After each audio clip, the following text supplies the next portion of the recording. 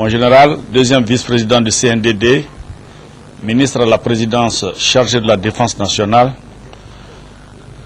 mesdames et messieurs les membres du gouvernement, chers frères officiers supérieurs des forces armées guinéennes et membres du CNDD. Excellence, Monsieur le Président de la République, ce soir, vous avez dans votre salon des hommes qui étaient des autorités au niveau de la région administrative de Farana au moment des faits. Autorités civiles et militaires qui sont reprochés des faits que vous avez toujours combattus et que vous continuez à combattre toujours, constituant un fléau pour notre République, la lutte contre la drogue. Ce fait remonte en novembre 2006, au moment où ils étaient aux affaires à Farana.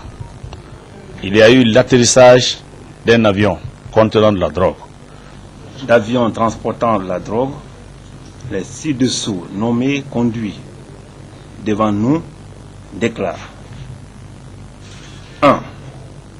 M. Bemba Bangoura, alors gouverneur de Farana, reconnaît avoir eu connaissance de 3 atterrissages. Le premier en novembre 2006, quand ils ont été, lui et le colonel Suleiman Diallo, commandant du bataillon autonome de Farana, saisis par message du feu général Kelfala Kamara à cet effet. Il aurait fait nettoyer la piste par les élèves pour faciliter les opérations. Il ajoute avoir bénéficié, tout comme le colonel Suleiman Diallo, de produits pharmaceutiques et des paires de chaussures.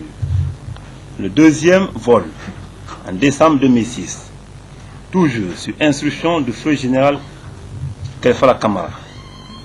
Le lendemain de ce vol, Sidiki Mara, qui est un narcotrafiquant recherché, lui aurait remis 10 000 € pour service rendu. Le troisième vol, toujours sur instruction du feu général Kelfala Kamara, il est arrivé avec à son bord des colis emballés dans les sacs bleus de 20 à 25 kg qui ont été embarqués dans un camion remorque à destination de Conakry. Ce jour, il y avait en plus de l'équipage 10 latino-américains. Là également, après 2 à 3 jours, le même Sidiki Mara lui a remis 10 000 € une deuxième fois. Moi, je n'ai pas le pouvoir de faire venir un avion à Farana. Je n'ai pas le pouvoir de faire décoller un avion à Farana. Moi, je suis parti à Farana pour qu'on me tue par les fétiches. On dit que je suis audacieux. Je ne dis pas que je vous ressemble. Vous êtes votre auguste personne et d'une envergure prophétique. Moi, j'étais aussi audacieux. Mais à Farana, on a fait en sorte qu'on a chanté autour de moi que quel que soit l'endroit où je me trouve, le serpent apparaît. À tel point un jour, quand je suis venu à Conakry, on a dit que le président m'a renvoyé en me disant « Retourne avec ton serpent ». Devant la loi, personne n'est fort. Hein? Personne. Qu'on ne mette pas aujourd'hui à l'idée. Aujourd'hui, nous sommes là. On a une mission. Un jour, cette mission va finir. Alors que ça nous serve tous de leçon.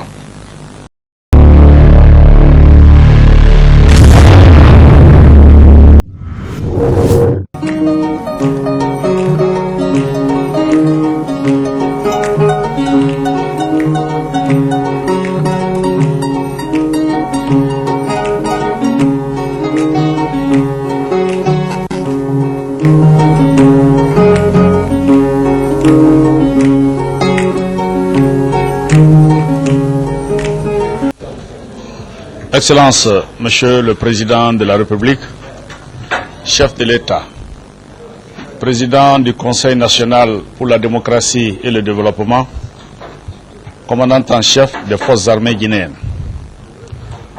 Mon général, deuxième vice-président du CNDD, ministre à la présidence chargé de la défense nationale,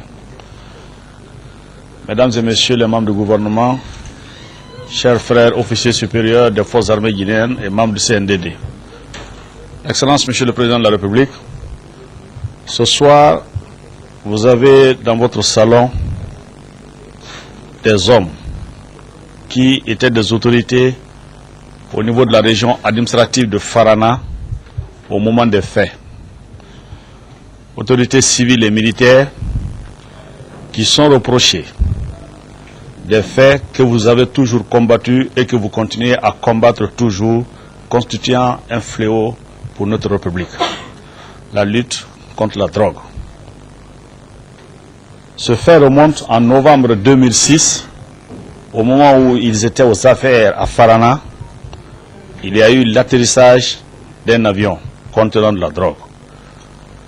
Sur les circonstances de l'atterrissage de cet avion et son contenu, il y a eu des actes qui n'ont pas été appréciés et compte rendu vous avez été fait.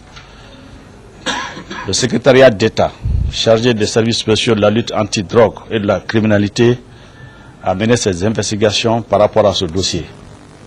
C'est pour cette raison, Monsieur le Président de la République, mon général ministre de la Défense nationale, que vous aviez devant vous ce soir ces personnalités-là qui vont vous expliquer sur ce qui s'est passé en ces moments des faits. D'entrée de jeu, Monsieur le Président, avec votre permission, je vais devoir passer la parole au secrétaire d'État chargé de la lutte anti-drogue pour vous expliquer brièvement les faits qui leur sont reprochés. Merci, Monsieur le Président. D'avions transportant de la drogue, les ci-dessous nommés conduits devant nous déclarent 1.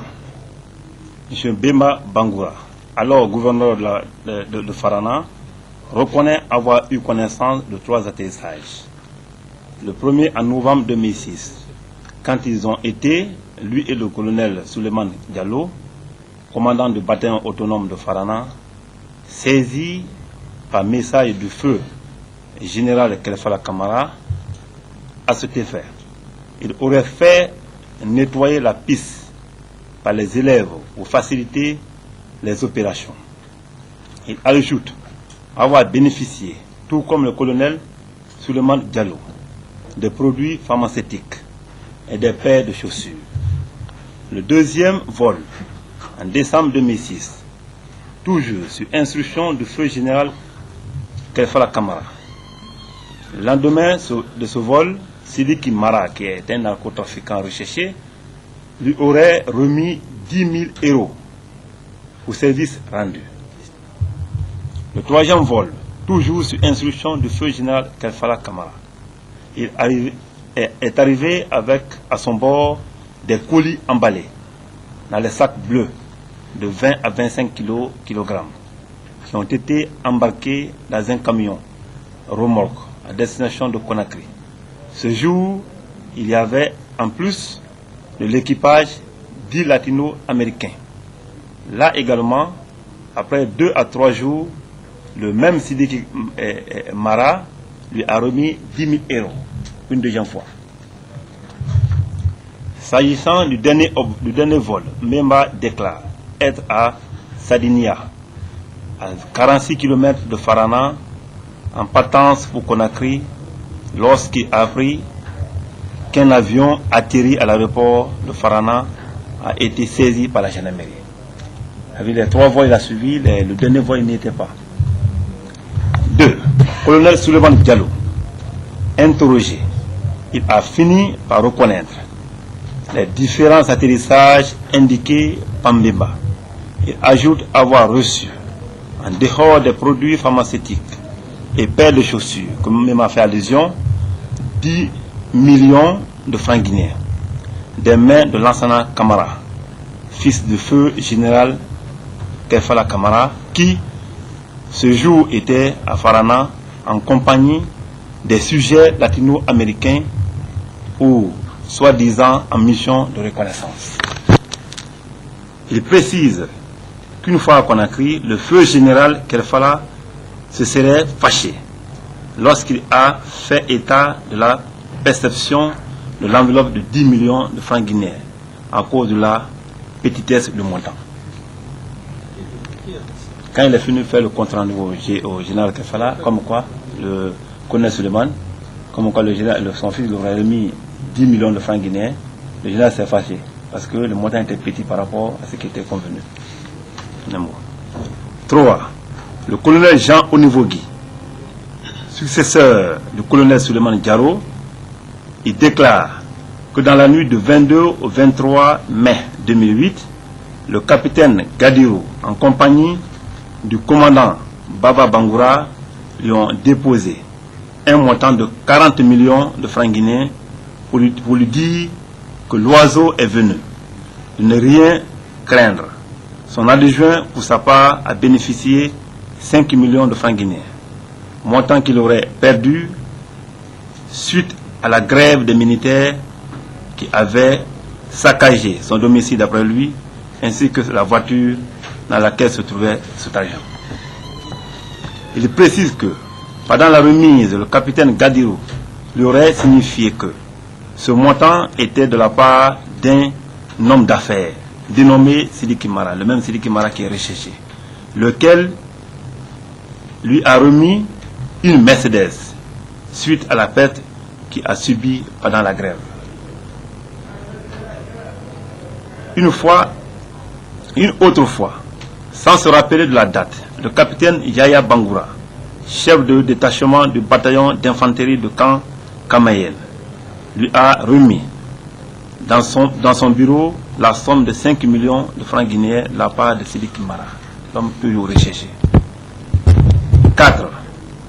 Lansana Kamara, docteur Lansana Kamara, 32 ans, fils de feu général Kefala Kamara, reconnaît avoir renoué l'amitié avec le nommé Luis Torres. Luis Torres, c'est aussi un narcotrafiquant qui est recherché pour le moment par notre service. Sujet latino-américain, recherché par nos services, qui a abandonné la Guinée, selon Lansana Kamara, 2 mois avant la mort du président Lansana Conté, lequel lui a remis une voiture de marque Range Rover, un lit et une table. Mais il refuse l'idée d'appartenance au réseau de narcotrafiquants, malgré qu'il soit dénoncé par le colonel Suleiman Diallo comme étant celui qui lui avait remis 10 millions à Farana pendant qu'il était en compagnie des sujets latino-américains. Le nommé Lansana Kamara, manifestement de mauvaise foi et d'une très mauvaise notoriété publique. Je vous remercie, M. le Président. Je suis à plus d'un titre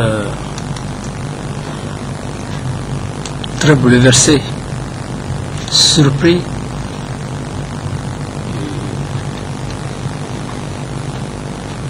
de la présence de mon frère, le colonel Suleiman, compte tenu de tout ce qu'il a eu à faire pour nous, après s'être formé à Kinya. Je tiens dans sa main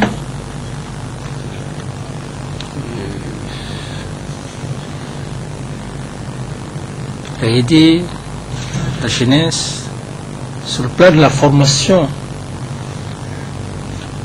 militaire, à la fois technique, l'un des meilleurs officiers sur le plan scientifique, docteur, auquel je noue un respect bleu, même lorsqu'il fut nommé comme gouverneur de Sérékoulé. C'est moi qui l'ai fait venir. Je voulais l'envoyer comme ambassadeur dans les pays arabes. Il est venu, je l'ai dit, pour le récompenser. Entre Dieu et moi, c'est tout de suite là que j'ai vu. Mais je le crois un être très honnête.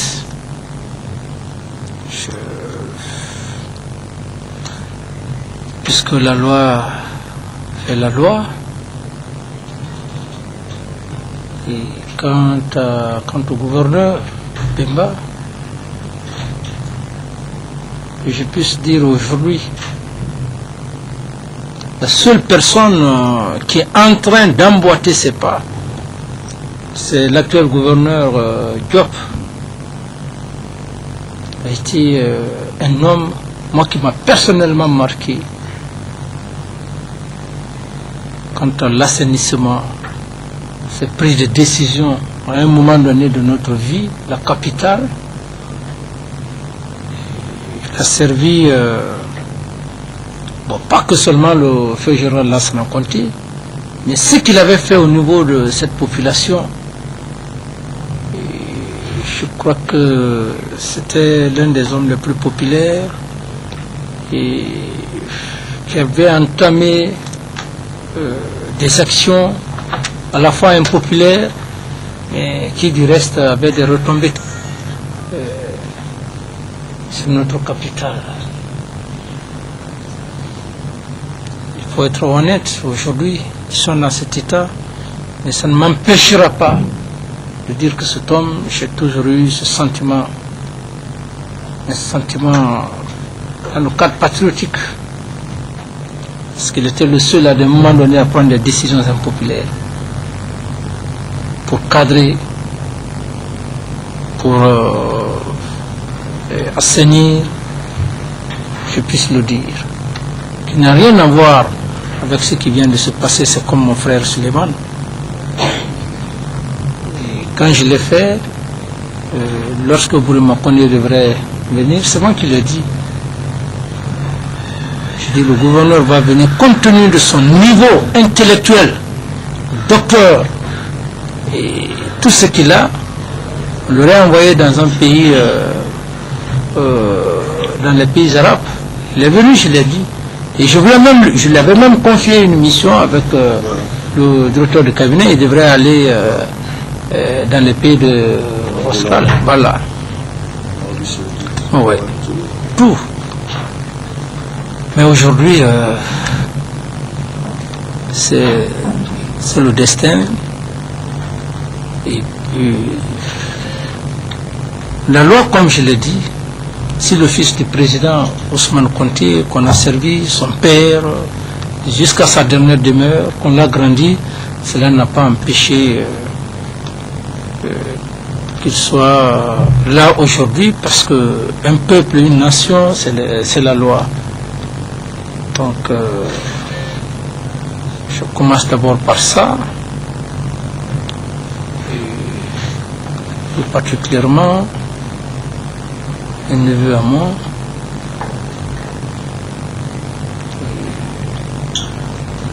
sa mère est comment? Il sait tout le service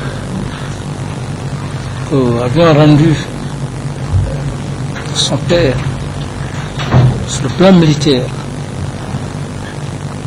Donc, vous avez qualifié de mauvaise foi. Quant aux autres personnes, je crois que c'est ma première fois aussi de les revoir, de les rencontrer. Déjà en grande partie, par rapport à ce que vous venez de dire, je crois que le ministre de la Justice est là. C'est lui qui a la justice. C'est dans ses attributions. Nous ne pouvons que simplement assister, voir comment, au fait, cette déclaration, nous n'avions pas un mot à ajouter, parce que nous sommes dans un état de droit. C'est autant dire que l'homme devant la loi, c'est la loi. La loi est au-dessus de tous les êtres humains, au-dessus d'un chef d'État.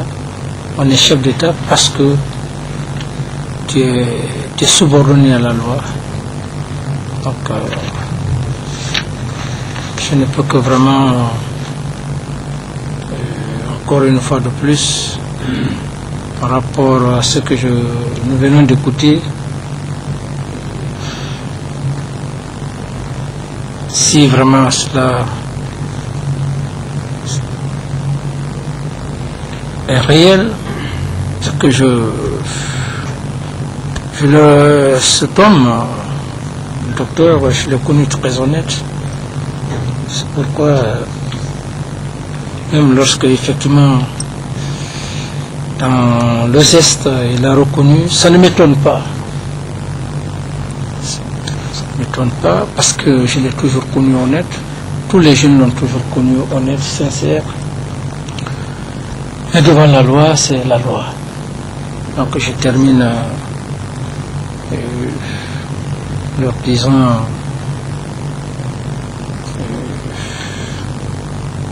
vraiment, bon, les mots me manquent.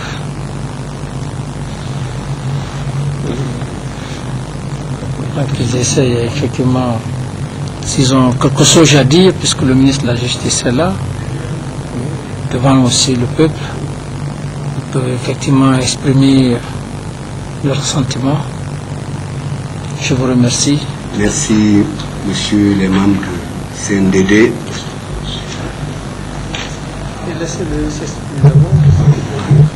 Monsieur le Président de la République, j'ai très peu de choses à vous dire. Faute.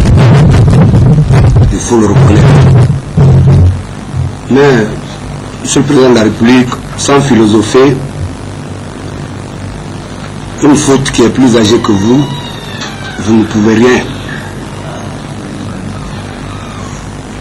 Moi, je suis un cadre qui a commencé à travailler depuis 1964.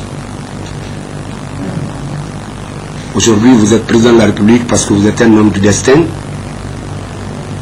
Et c'est pourquoi Dieu vous a fait échapper à des courants, à des mouvements, à des situations qui auraient pu vous placer dans les mêmes conditions que moi aujourd'hui. Je ne vous dirai pas que je suis honnête. Même sur le président de la République, de Kankan à Dabola, de Dabola à Conakry, de Conakry à Dinguira, encore à Conakry, beaucoup de hauts cadres de ce pays ont passé par ma formation. Et vous pouvez faire des enquêtes, je ne dis pas que ce sont les meilleurs, mais ce ne sont pas les derniers. La loi, je la commence par moi. Je prends mon étape de Conakry en tant que gouverneur de cette ville. Depuis l'indépendance, et même avant l'indépendance, jusqu'à nos jours, personne n'a eu le privilège et la chance de faire 9 ans à la tête de Conakry. Ma modeste personne, aujourd'hui, trempée dans une situation qui ne m'honore pas, mais je voudrais vous dire, indépendante de ma volonté. Vous l'avez si bien décrit, monsieur le Président de la République, il y a une époque de l'histoire de notre pays où j'ai donné mon âme pour appliquer la loi dans cette ville, où je suis allé tout seul contre tout le monde. J'ai été, grâce au Président de la République, qui a compris mes actions parce qu'il a jugé les résultats sur le terrain, je n'ai pas pu être enlevé et même enfermé. J'ai pu, sur ma propre initiative, en contournant même le Président de la République feu, prendre l'ordre public comme mon premier champ de bataille. Quand j'ai vu que je ne me comprenais pas avec les services conventionnels de police et de gendarmerie, et quand j'ai vu dans le pluralisme politique une opposition qui voulait profiter de la liberté plurielle pour réellement créer le trouble, amener la guerre civile, j'ai engagé les populations elles-mêmes dans une organisation qu'on a appelée COMOC, Commission d'organisation de la ville de Conakry, pour le maintien d'ordre, l'assainissement et la lutte contre les occupations anarchiques et le banditisme. Je ne voudrais pas allonger et vous faire perdre de temps, monsieur le Président de la République. Ce travail a été récompensé par un renvoi à Farana comme un malpropre. Par chaque ministre de l'époque autour de monsieur le Président pensait que j'étais une pièce de rechange. Que je pouvais, d'un moment à l'autre, être nommé ministre de la Sécurité, ou ministre de ci, ou ministre de cela. Réellement, je ne dis pas que cela ne m'intéressait pas, mais j'avais ma force et mon esprit braqué sur le travail. Dieu merci, aujourd'hui, vous qui présidez aux destinées de notre peuple et de notre pays, vous l'avez plusieurs fois reconnu, ce n'est pas maintenant. Vous l'avez lors d'une conférence dit très haut et très fort, comme on le reconnaît, que quel est le gouverneur qui a travaillé comme Mbemba Bangoura. Moi, je ne vous connais pas. Je ne vous ai connu que quand vous êtes devenu président. Quand vous avez dit, je suis un homme de 64, je suis un produit de la Révolution, justement, Monsieur le Président de la République, excusez-moi, j'ai commencé à travailler à cette époque. J'ai été dans toutes les villes, enseignant, directeur d'école, j'ai mené la jeunesse au théâtre, au sport, j'ai mené les travailleurs au travail. Farana, Dabola, la première cité socialiste a été construite quand j'étais secrétaire général du CRT. En revenant au fait, Monsieur le Président de la République, moi j'ai travaillé au prix de ma vie à Conakry. Mais on a dit que les jeunes que j'ai mobilisés, c'était des Nija, que j'étais un nouveau Bernard Kolela. C'est d'un cheveu que notre regretté et aimé président de la République n'ait pas cru à cela. À tel point qu'un jour, l'armurier du camp Samori, avec le directeur général de la police, Sékou Ahmed Bangoura, avec alors commandant Souma, aide de camp du président de la République, ont envahi mon bureau pour aller désarmer les jeunes qui m'accompagnaient. Alors que je le jure sur ma vie, c'est Monsieur le Président de la République qui m'a dit un jour, ta vie est en danger, tu n'es pas protégé. Je lui ai dit, Monsieur le Président, j'ai 2 gaillards derrière moi, ça suffit, 10, ça ne suffit pas. Donc c'est ainsi qu'on est devenu 7. J'ai animé une commission de 117 000 personnes à Conakry pendant 9 ans, Monsieur le Président de la République. Donc je suis parti de Conakry complètement, je ne savais pas où était le nord.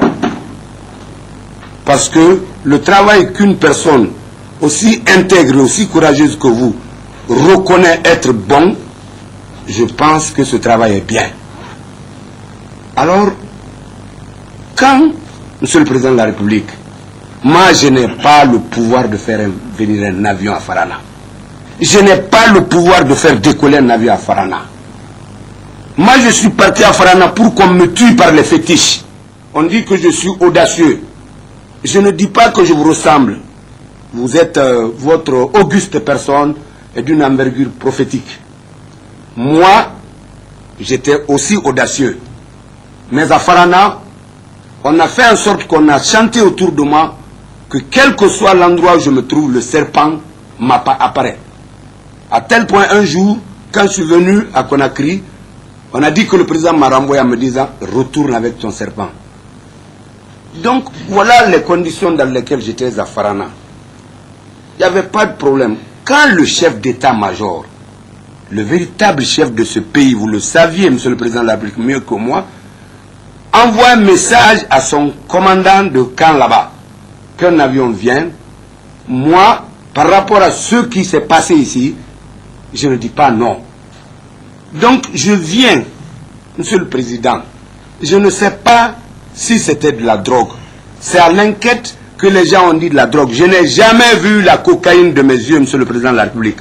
Mais, pour des fins d'enquête, quand vos enquêteurs établissent que c'est la drogue, je dis en tout cas, ce que j'ai vu, moi c'est des sacs.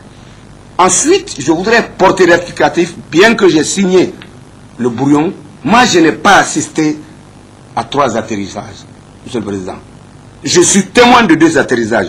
Et je vous le dis très sincèrement, j'étais là-bas. J'étais là-bas parce que c'est le colonel Kerfala qui l'a envoyé. J'étais là-bas parce que moi, ça ne m'engageait à rien du tout. Je ne connais pas les Colombiens, je ne connais pas l'extérieur. Je sais que l'armée, c'est la défense. Mais lorsque la sécurité est inquiétée et affaiblie, la défense vient à son renfort. Et nous étions dans un système où celui qui lève la tête est tapé. Moi, je suis enseignant. Je suis délégué dans les fonctions d'administrateur territorial. Je n'ai aucun avenir. Monsieur le Président de la République, allez enquêter chez moi. Voyez le véhicule dans lequel je roule. Moi, je ne suis pas dans un réseau de drogue. Je me suis vu entraîner dans ça parce que chat échaudé craint eau froide. Ce serait très malheureux pour moi, à la fin de ma carrière, après avoir pendant tout le temps, même du temps du PDG, Monsieur le Président de la République, moi j'ai servi à Dabola, qui était le centre d'opposition farouche, d'adversité farouche à la révolution. Ce n'est pas une dénonciation.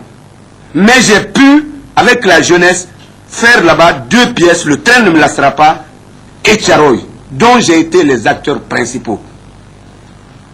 Si vous me voyez sur scène, vous n'allez pas me reconnaître comme professeur de maths, physique, chimie. Je suis de la 2e promotion de l'école normale de Cancan, session 64-65. Monsieur le Président, les faits dits ici, c'est 2 vols que j'ai vus. Je n'ai pas voulu discuter avec la commission. J'ai voulu préserver un minimum de dignité pour qu'on reconnaisse que l'erreur est inhérente à l'action humaine. Mais cette erreur, elle est plus vieille que moi. Au moment où ça se posait, ce n'était pas une erreur. La preuve est qu'un avion a été saisi, d'autres avions sont descendus.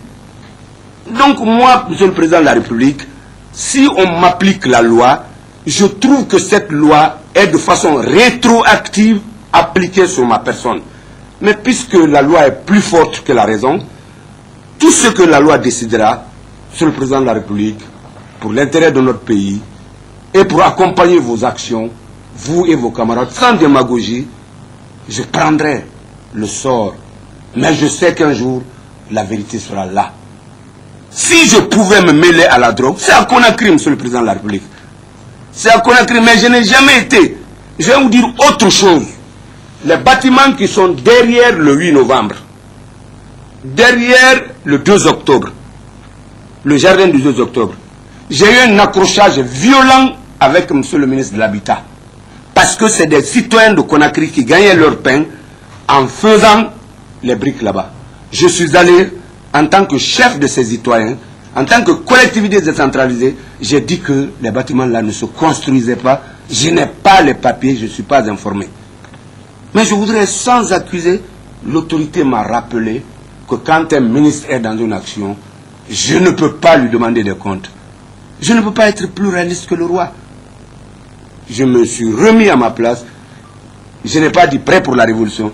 J'ai dit compris et reçu.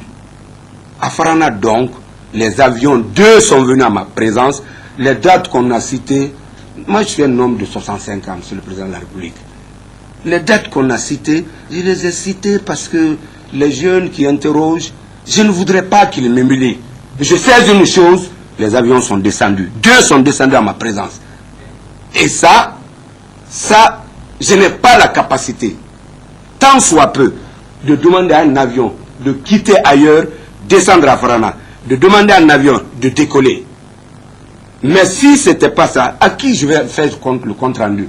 Moi j'étais dans un étau où si je bousais seulement, c'est ma vie qui serait en danger. Parce que quand vous humiliez un homme, après avoir travaillé comme un bulldozer, vous le ravalez au rang de celui qui n'a rien fait, il perd sa vie. Monsieur le Président de la République, vous parlez de Monsieur le ministre de la Justice, c'est juste, mais vous êtes le premier magistrat de ce pays. Vous êtes la justice en vous-même. Un notable hier l'a dit, sans vous avoir fait de panégyrique, c'est-à-dire une langue creuse, il a dit, Monsieur le Président de la République, vous êtes un fils du pays, vous êtes un traditionnaliste. Bon, ce n'était pas des élèves creuses, parce que quand votre auguste et haute responsabilité viennent de façon humble, de façon courtoise, s'agenouiller devant les sages, ça veut dire que vous avez bu à la source de votre éducation traditionnelle. Je suis né ici dans la mangrove à Kassouyan, au kilomètre 28. Allez voir partout. J'ai rien de drogue avec moi. Et ce qu'on m'a donné, Monsieur le Président de la République, je prendrais ça pour ne rien perdre. Parce que j'allais tout perdre. J'allais faire montre vraiment de consciencieux devant qui? Devant qui? Aujourd'hui, vous n'êtes pas Dieu, mais ce que votre équipe et vous ne reconnaissez pas comme la vérité, ce n'est pas la vérité dans ce pays. C'est pourquoi, Monsieur le Président de la République, je vous demande d'examiner mon cas, pas comme un narcotrafiquant. Vous me tuerez vivant. Je ne suis pas un narcotrafiquant. Je ne suis pas dans leur réseau. J'ai pu être embarqué par un pouvoir qui était là, un système qui était là, contre lequel je ne pouvais rien. J'ai suivi une de vos déclarations devant la presse internationale. Quand la presse vous a dit, Monsieur le Président, bon, qu'est-ce que vous avez fait? Vous avez dit, mais à l'époque là, qui oserait alerter tel et tel et tel sans avoir coûté la vie, sans avoir des kinines amers? Vous avez encore dit, toutes les agitations, tous les soulèvements des militaires au camp, vous avez offert votre vie. Vous n'avez même pas dit quelque part, vous avez dit, bon, tuez-moi au lieu de trouver le président. Bon, après avoir fait ça, c'est de peu qu'on ne vous a pas arrêté comme le principal fomenteur de secours. Monsieur le Président de la République, quand vous êtes dans un courant qui est plus fort que vous, il vous entraîne. Si vous avez la chance d'avoir la berge, vous avez la vie sauve. Alors tenez compte de ce que je vous dis, la justice c'est les hommes, ce n'est pas le ciel qui descend. La justice c'est les hommes. Et les conditions dans lesquelles les fautes sont faites permettent de déterminer la responsabilité et la nature de la sanction. Moi ici, je reconnais les faits. Mais indépendant de moi, je ne les ai pas commandités comme quelqu'un qui s'attendait, qui a monté le groupe de drogues, de ceci, et j'attendais ma part à Conakry. La preuve est que les avions là, c'est quand ils atterrissent qu'on nous appelle. Ensuite, moi je n'ai aucune inquiétude, c'est le chef de l'armée qui fait venir ces avions, il a une compagnie ou bien un bataillon. Moi, il n'y a pas de problème. Ce que vous voyez, c'est l'œil de l'épervier ou de l'œil vraiment du lion. Monsieur le Président, je ne vais pas abuser de vos instants, de votre temps très chargé et des grands efforts harassants que vous fournissez. Je voudrais donc vous remercier et m'en remettre à votre sagacité en disant que je ne suis pas un complice. Comme les enquêteurs l'ont dit, assistance complice. C'est vrai, tout ce qu'on a dit là, si je ne le faisais pas, je l'avais compris comme ça. Je l'avais compris comme ça, Monsieur le Président. Après mon séjour de 9 ans ici, si je vais à Farana, le général ou une haute autorité lève la main, j'obéis. Parce que quand j'ai fait moi seul à toute ma tête, je crois que si vous étiez président, je ne serais pas gouverneur de Farana, peut-être je serais ministre. Si mon destin, mais je suis devant mon destin. Alors aidez-moi à ce que mon destin, après tout ce que j'ai dit là, c'est vérifiable. Hein? Moi, je suis auteur de ces pièces-là. J'ai animé les jeunes. Toutes les écoles que j'ai dirigées, vous pouvez demander, c'est des écoles qui se sont inscrites dans les meilleurs pourcentages. Ça, c'est une faute, Monsieur le Président de la République. Mais c'est une faute aujourd'hui. Hier, ce n'était pas une faute.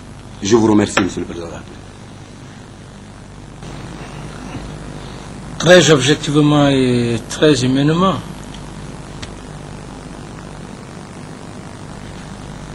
nous l'avions tous compris, on est tous humains.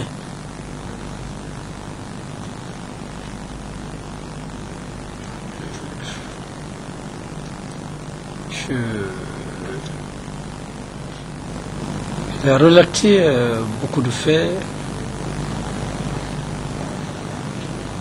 mais je suis vraiment bouleversé.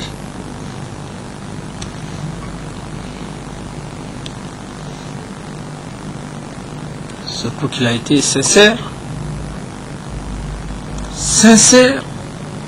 appuyé par des faits. Je ne peux que dire à propos ou à travers cette déclaration, même un président n'a pas le monopole du jugement.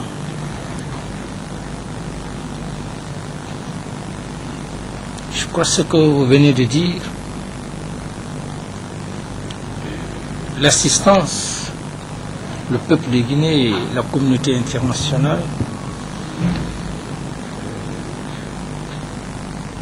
a vraiment retenu le message.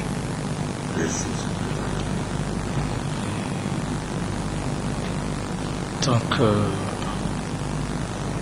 comme je l'ai dit de principe, la loi étant la loi, le ministre de la Justice, qui a l'instrument de régulation de loi de principe, on a pris bonne note, le vice-président également, et mes chers compatriotes et les assistants, nous ne pouvons que vous dire que le message est clair. Merci, Monsieur le Président. Imbibé d'honnêteté. Merci, Monsieur le Président de la République. Sans passer, sans faire de tournure. Ce qui fait que tout le monde est resté très stupéfait en train de vous écouter. L'homme doit être sincère, honnête. C'est en cela, moi, je m'y attache. Attachons à l'honnêteté, à la sincérité. Le mensonge, la démagogie n'a plus sa place dans cette société. Un homme qui ment, un homme qui contourne, il devient un animal pour moi. Un homme honnête, même lorsque tu as tué une personne, que tu aies le courage de dire oui, je l'ai fait. Je crois que l'honnêteté n'a pas de prix. C'est surtout ton caractère, votre caractère, d'honnêteté. Sans retenir longtemps les gens, sans désorienter l'esprit des gens. Les hommes sont très réfléchis. Tous les mots qui viennent d'un homme sont très pesés. Je ne peux que vous remercier de votre sincérité par rapport à cette affaire de drogue. Et je crois que les autres aussi en ont retenu beaucoup de choses de ce que vous venez de dire. Je vous remercie. Merci, Monsieur le Président. Je pense que dans votre audition, vous avez dit que vous avez bien signé le brouillon et que vous avez reconnu les 3 atterrissages. Non. Non, vous avez dit que c'est dans le brouillon, bien sûr.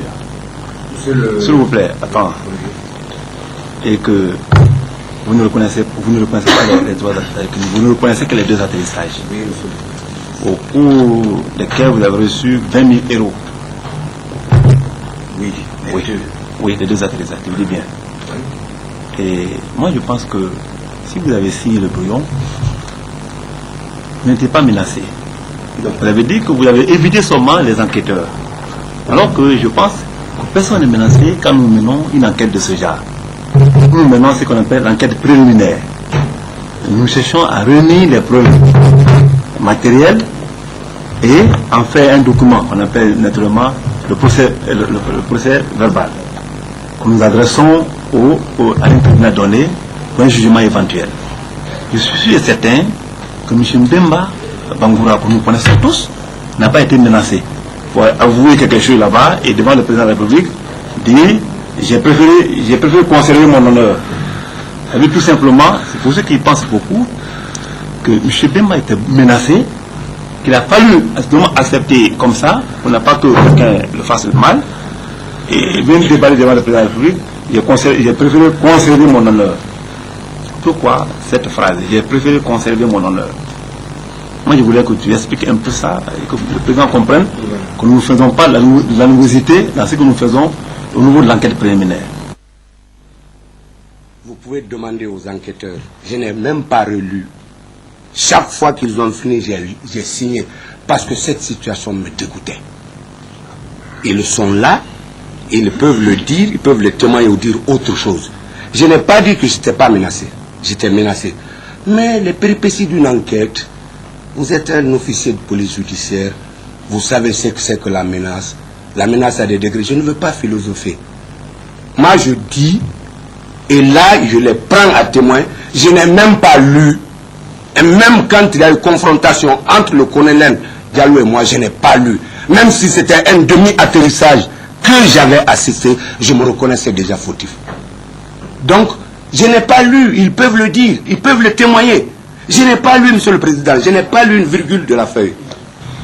C'est toujours bien que le ministre secrétaire d'État chargé de la lutte contre la drogue, s'il le dit, c'est pour lever des équivoques, c'est pour simplement rassurer non seulement le peuple de Guinée, la communauté internationale, et aussi moi, qu'il y a bel et bien droit de l'homme, parce que le droit de l'homme, si les gens pensent réellement que nous sommes dans un état sauvage, nous ne sommes plus dans un état sauvage.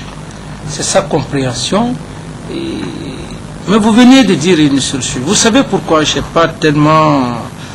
Je suis en quelque sorte bouleversé par rapport à vos œuvres, bouleversé par rapport à ce qui est là, et qui est vraiment d'une honnêteté. Et vous venez de résumer, moi, ce que j'ai compris. Vous avez dit, vous êtes fautif. Donc même si c'est des kilogrammes ou 50 avions, le simple fait que vous ayez reconnu même un seul atterrissage en votre qualité de gouverneur, et vous n'avez pas menti. Et je crois qu'Honorable est assis, il est en train de nous observer. Alors, tout le monde a été sensible. Moi, je n'ai pas eu l'idée comme quoi vous avez été menacé. L'introduction, tout au long de vos déclarations, jusqu'à la fin, alors c'est vraiment, c'est très clair. Alors donc, c'est pas, peut-être, le secrétaire d'État veut simplement aussi prouver devant l'assistance, devant le peuple de Guinée, la communauté internationale, qu'il n'y a pas eu d'animosité, il n'y a pas eu d'atrocité, il n'y a pas eu de forcing, de coup de force. Mais c'est simplement ça. Mais moi je crois que ça ne peut pas faire l'objet d'aller trop loin. Parce que vous n'avez pas nié. Mais vous avez expliqué le processus, le mécanisme. Et c'est pour cette raison, et lorsque les gens, ils ne le savent pas, j'ai dit que nous sommes dans un état de droit, c'est pour voir le mécanisme, le fonctionnement, et pour aussi, pour les Guinéens, pour la nouvelle génération, ce mécanisme, le fonctionnement, et peut aussi donner des conseils, peut orienter à l'avenir la façon de marcher, la façon de gérer la vie. Et prêtez très attention, c'est une leçon. La vie est très complexe. Très complexe. Et il y a un adage qui dit, lorsqu'on est en train de pendre une personne, on ne pense plus à cette personne, mais on pense à soi-même.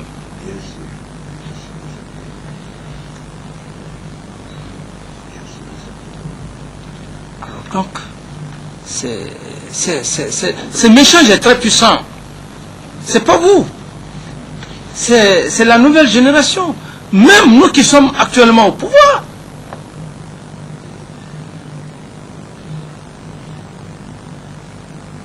Qui nous font dire, attention, vous êtes aujourd'hui au pouvoir.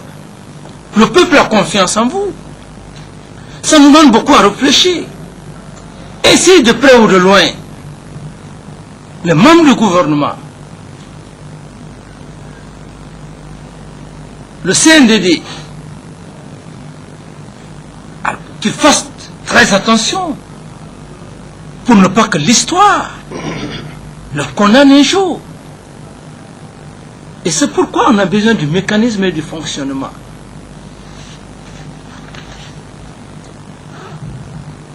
Et je crois que, à quelque part, c'est un conseil pour les autres,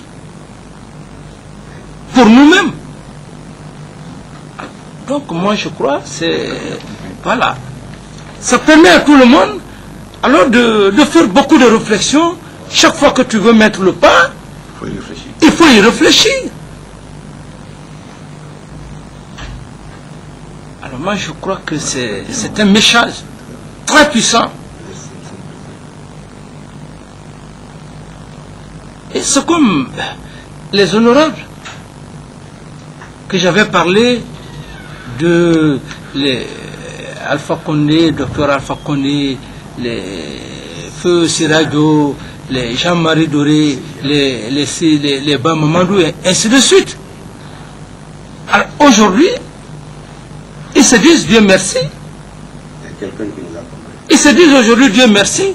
Peut-être qu'ils ne pouvaient pas, en ce moment, s'ils avaient entamé ou si vous avez accepté des comportements, des malversations, l'ambition d'avoir le matériel, aller escroquer le pouvoir en passant par des tournures, tout ça, mais ils n'auraient pas eu ce tournure. Cependant, on était là, le peuple était en train de les observer. Aujourd'hui, ils se disent merci. Et leur remerciement, c'est autant dire effectivement à la nouvelle génération de faire très attention. Et même nous autres. C'est un message. Alors moi je crois que c'est un peu ça. Et du reste, le ministre de la Justice, et comme je venais de le dire, ce n'est pas l'objet d'un jugement. Même vous avez écouté très attentivement, et je crois que chacun a tiré sa part là-dedans. Le message. Quitte au ministre de la Justice, alors de voir autrement où ces cabinets, où les juristes, où les avocats. Mais pour moi, c'est très sacré. Lorsque les gens ne comprennent pas, il faut s'asseoir, écouter, c'est comme les vieux sages. Nos vieux qui sont au village, quand ils donnent des conseils, à des moments donnés, on peut dire, ah oui, mais moi je m'en fous de ce que le vieux dit. Mais il y a toujours des résultats. Lorsque tu es assidu, tu comprends, ça te permet d'éviter beaucoup de choses. Et je crois que c'est dans ce contexte. Il n'y a pas de quiproquo, il n'y a pas eu de... Moi, je suis très clair, vous avez été sincère, vous avez été honnête, et vous avez dit, alors, donc, il n'y a pas moi, et peut-être même ceux qui sont assis l'assistance, il n'y a pas de compromis, il n'y a pas de contradiction. Il a voulu simplement ressortir si, effectivement, et dans cet esprit, dans le langage, est-ce que vous avez été menacé, ceci, cela, c'est simplement ça. Pour aussi, alors son côté, qu'il ne soit pas sali, parce qu'on parle d'un état de droit. Il y a un ministre de la Justice qui est là, il ne doit pas forcer, l'aveu, non, l'arbitraire, non. C'est comme les audits, pas d'arbitraire. Alors, donc c'est ça, M. Bemba Bangoura. Moi, je pense que M. le Président de la République a dit ce qu'il fallait dire. Et ce n'est pas la première fois. Nous avons dit ici que c'est une conférence, que c'est un forum au cours duquel on se regarde en face, on se dit les vérités pour donner des leçons, comme ils viennent de dire, non seulement à nous autres, mais aussi et surtout aux générations futures, pour que demain, qu'on sache que lorsqu'on est aux affaires, on n'est pas habilité à tout faire. C'est essentiel. Donc il n'y a pas d'animosité, comme il a dit. Et d'ailleurs, il laisse libre cours à la parole, qu'on soit philosophe, qu'on soit acteur, pourvu que le message passe pour le bonheur de tout le peuple, qu'on sache un peu ce qui s'est passé hier. Ceci dit, moi je ne suis pas juge, même étant ministre de la Justice. Je suis par contre le chef de ceux qui poursuivent. Ceux qui poursuivent, ce sont les procureurs. Et en cela, tout ce qui est faute contre la République m'intéresse au premier chef. Les fautes contre la République, c'est quoi? Les fautes contre la santé. Et puisque nous parlons de drogue, les fautes contre l'honneur, et tout ce que vous savez. Donc il faut qu'on fasse beaucoup attention, qu'on essaie de faire la part entre les sentiments et les faits, qu'on ne mélange pas les deux. Le secrétaire d'État chargé de la lutte contre la drogue a été très clair. Il n'a pris que les faits. Les avions qui atterrissent, les acteurs qui interviennent, des montants qui sortent et des personnes qui répondent. À cela, il faut qu'on soit suffisamment clair et qu'on dise au peuple ce qui s'est passé en réalité. Les juges sont là avec leurs codes, avec leurs techniques pour essayer de dénouer tout ça. Mais pour l'instant, on essaie d'expliquer qu'est-ce qui s'est passé réellement. Le président de la République est attaché à l'honnêteté. Il a parfaitement raison. Si on dit ce qu'on a effectivement fait, ça touche tout le monde. Et il faut le comprendre. Ça ne veut pas dire qu'il cautionne forcément ce qui s'est passé. On peut dire oui, j'ai tué. Et qu'on vous dise oui, vous êtes honnête. Mais ça ne veut pas dire que vous n'êtes pas coupable. Il faut que les uns et les autres comprennent dans ce sens. Quelqu'un qui commet une faute et qui dit oui, j'ai commis une faute, c'est déjà un homme honnête à ce niveau.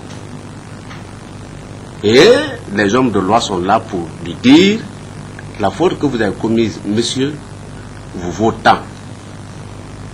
Tout ça dans le respect de ses droits et pour qu'après, qu'on ne puisse pas reprendre les mêmes erreurs. Je pense que les règles sont bien posées, les chemins sont balisés, il n'y a pas d'inquiétude, il n'y a pas de peur, il n'y a pas d'animosité aucune.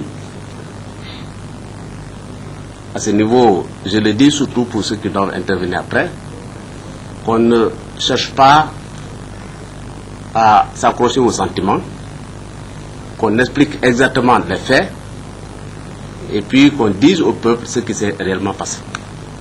Je vous remercie. Le colonel Souleymane Diallo, vous et certains cadres ont assisté à l'atterrissage des avions à Farana avec des colis de drogue cocaïne et des sujets latino-américains ainsi que leur destination. Ma première question. La seconde question, à un certain moment, 2 citernes carburant destinées à ravitailler les 10 avions ont stationné à votre domicile à Farana avant d'aller à l'aéroport. Dites-nous les noms et les adresses des chauffeurs et apprentis ainsi que l'adresse du propriétaire des 10 citernes. Les 10 citernes plutôt. Ma petite troisième question. Dans quelles circonstances avez-vous reçu un montant de 10 millions de francs guinéens des mains du docteur Lansana Camara à Farana, le fils de général en 2007? C'est les 3 petites questions là que vous avez répondu. Vous avez un autre commentaire à faire, vous le ferez. Je vous remercie. Effectivement, je n'ai pas assisté à l'atterrissage, mais lorsque l'avion a atterri, on m'a appelé. Je suis venu à l'aéroport. Quand je suis venu, j'ai trouvé l'aide de camp du général Kelfala là-bas. En ce moment, l'ENO, je l'ai signalé même lors de mon audition. Donc, les bagages étaient déchargés déjà, il y avait un certain nombre de cartons. Il me dit, ça, c'est pour l'armée. Ça, c'est pour les civils. Les cartons qui étaient destinés à l'armée, il les a mis à ma disposition. Je les ai embarqués, j'ai amené au camp. J'ai appelé le médecin-chef parce qu'il me disait, il y a des chaussures, il y a des médicaments. J'ai appelé le médecin-chef du PAF à mon bureau. Je dis, bon, les latino-américains qui étaient venus d'abord, ils avaient des t-shirts avec l'insigne de Médecins sans frontières. Les autres colis qui étaient débarqués, honnêtement parlant, je n'ai pas fait attention à ça. Mon attention a été focalisée par les colis que j'ai reçus. J'ai mis à la disposition du médecin-chef.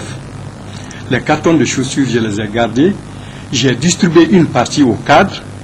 La deuxième partie, j'ai demandé à la présidente des épouses des militaires et paramilitaires, lors d'une assemblée générale, on a mis à leur disposition, ils vont partager entre les femmes.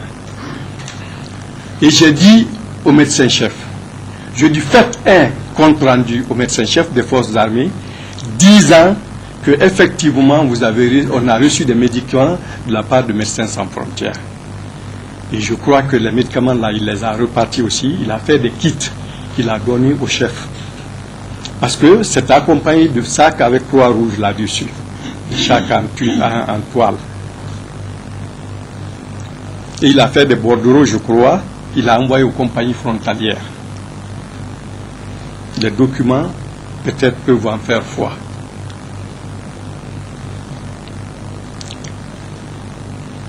En ce qui concerne les citernes, on m'a signalé qu'à Souleymania, à 11 km de Farana, qu'ils ont vu 2 citernes qui se cachaient là-bas. C'est les gens de la 3e compagnie qui me l'ont signalé. Je leur ai dit d'aller chercher les citernes et de les envoyer au camp. On est effectivement parti, ils ont saisi les 2 citernes. Ils les ont envoyées au camp. Mais puisque les citernes étaient chargées, les officiers m'ont dit, ah, mon colonel, si vous gardez ces citernes-là ici, les militaires, la nuit, ils vont profiter pour vider et vous aurez des problèmes. C'est ainsi que on a décidé de commun accord d'envoyer les citernes-là dans une cour fermée en face du camp, qui est une cour qui m'appartient. J'ai appelé le même jour le général Karfala. J'ai dit, nous avons saisi à Souleymania 2 citernes contenant du carburant. Il m'a dit de les garder.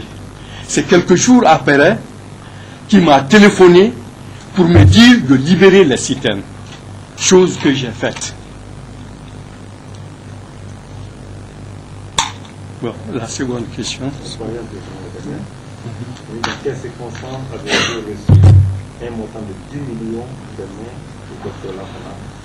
C'est après tous ces vols qu'un jour, docteur, il est venu, il me dit, je viens de la part de mon père. Je connais un seul fils du général Karfala, c'est Bouba, celui qui est à la douane.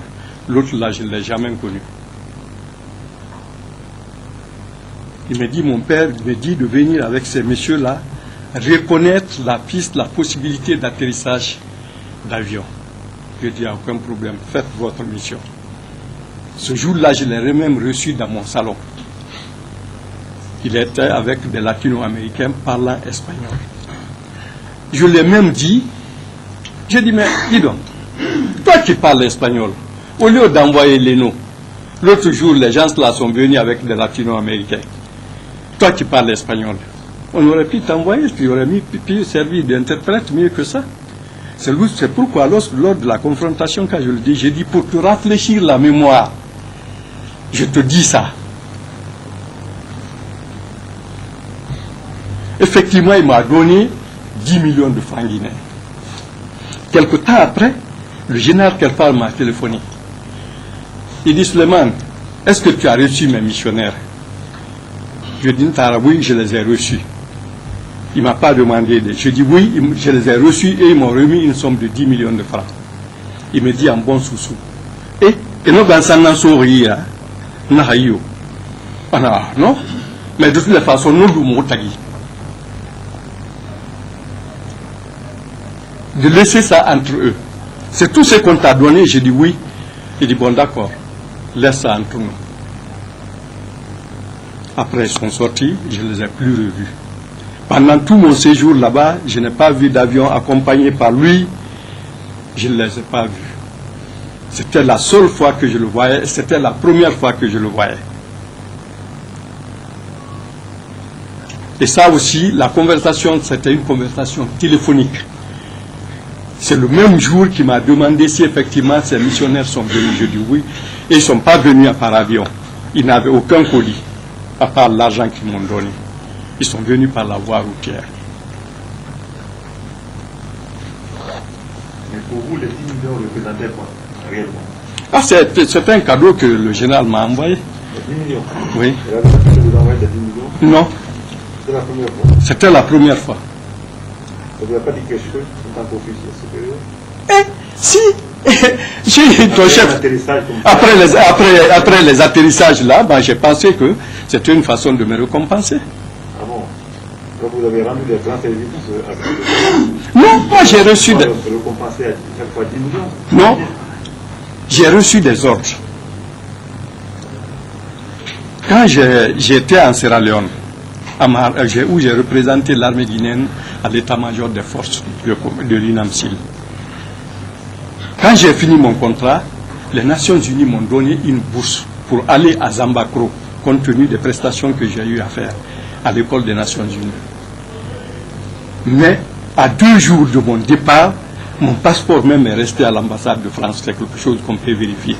Le président a dit non, il ne va pas, j'ai besoin de lui, et il m'a nommé dans les fonctions de commandant du bataillon autonome de Farana. C'est là-bas que je suis resté jusqu'à septembre 2007. C'est dans le cadre de l'exercice de mes fonctions là, en tant que militaire, mon chef hiérarchique envoie une mission, mon devoir c'était de le recevoir, de recevoir cette mission. C'est ce qui s'est fait. Évidemment, je n'ai pas demandé pourquoi vous m'avez donné cet argent, non. Parce que quand je l'ai vu, il était en colère. Oui, c'est parce que l'argent était dit. Voilà.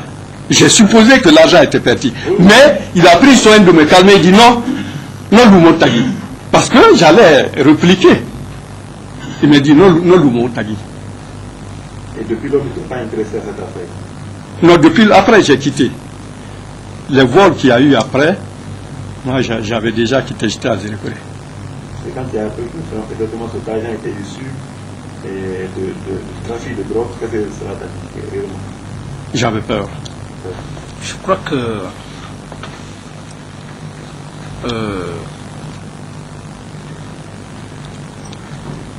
on est dans l'objectivité.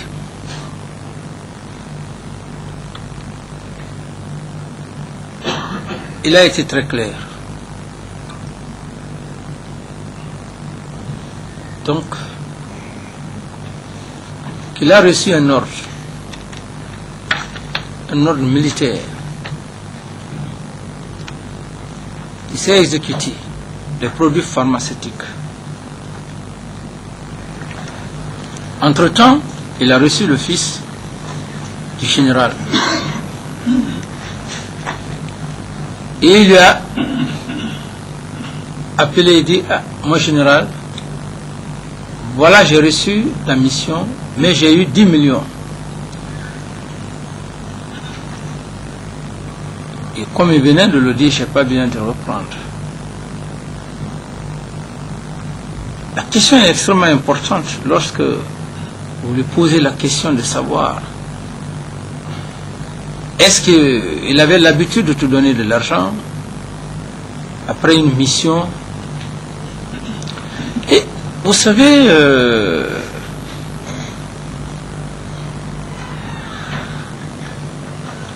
et comme il le dit, subordonné ou pas subordonné, vous l'avez posé la question, pourquoi il a pris l'argent? Il dit que j'ai pris l'argent parce que c'est mon chef qui m'a envoyé. Le reste, il a dit depuis la Sierra Leone, il avait toujours sa confiance en lui. Et c'est comme aujourd'hui.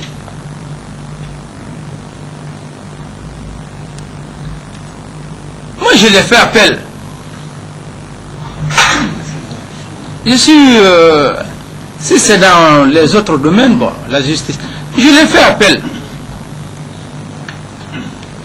Je dis, il va venir pour représenter la Guinée dans les pays arabes, en tenant compte et de ce que j'ai connu en lui après notre commune de base.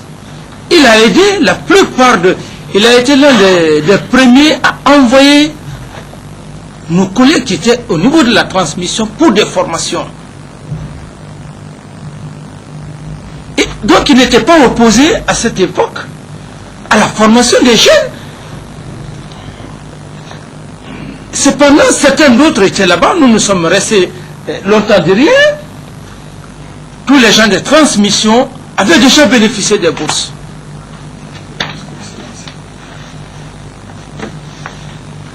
Et chaque fois qu'il y avait un problème en matière de bourse, il fallait partir le voir. Ah, mon colonel, puisque vous êtes un intellectuel, vous êtes la seule, et c'était la seule personne qui soutenait les universitaires, parce que à cette époque, la plupart étaient opposés.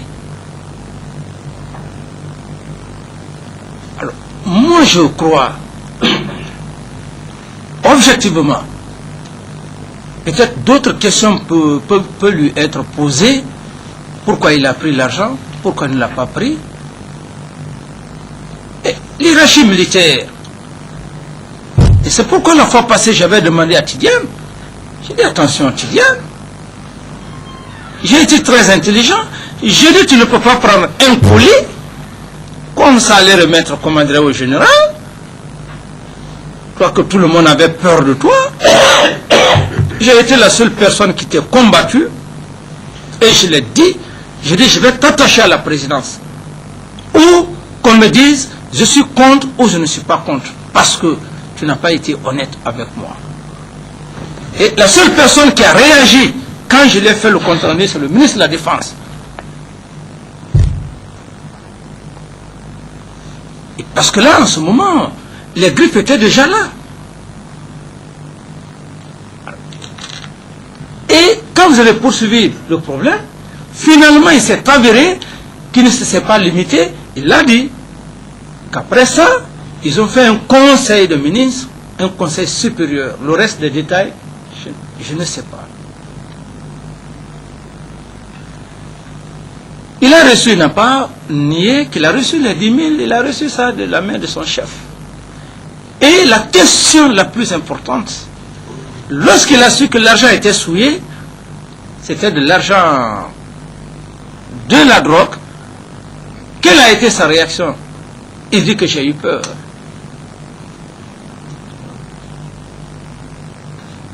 Il dit que j'ai eu peur. Alors, donc moi je me dis... Bon, c'était en quelle année, mon colonel? Je crois que ça devait être en 2007. Je ne me rappelle pas exactement de date, parce que j'ai peur de mentir. Voilà. 2007, oui. Voilà. Ok. Donc, après là, il est parti à Zérekore. Je l'ai envoyé comme ambassadeur. Et je l'ai dit. J'ai dit à mon ami, j'ai dit, on va le ramener compte tenu de tout ce qu'il a eu à nous faire. La jeunesse, tout ça, il nous a défendu même en conseil, en réunion d'état-major. C'est pas aujourd'hui, moi je ne vais pas le reconnaître. Ce serait la plus grande malhonnêteté. Je n'ai pas besoin de couvrir quelqu'un. J'ai simplement besoin de l'honnêteté. L'homme c'est l'homme. Rester là faire semblant. Non, je reconnais sa qualité, c'est pourquoi je suis venu. J'ai dit, mon colonel, je suis dépassé. C'est quand vous m'avez donné colonel Suleiman, qui n'a rien à voir par rapport à cette affaire de drogue. Mais ce qu'il a été jusqu'au moment où il est parti à Farana, il y avait des sentiments. Il était choisi par ses généraux, il était choisi même par le président. Il avait accompli assez de missions. 2 fois aux États-Unis. Bon, 2 fois aux États-Unis. Et je puisse dire le général Ibrahim Diallo, je puisse dire après le général Ibrahim Diallo, dans leur génération, il est le second. Et qui fait que c'était des hommes qui étaient là, qui n'étaient pas égoïstes, parce que lorsque tu n'as pas la formation, ces gens avaient peur de nous. Ils avaient peur pour ne pas nous donner accès à aller se former. Hein? Au poste de commandement. C'est comme lorsqu'ils ont envoyé, comme adresse éthique, ils ont envoyé leur promotion. Quand ils sont venus, ils se sont braqués contre eux. Ils ont été les premières cobayes.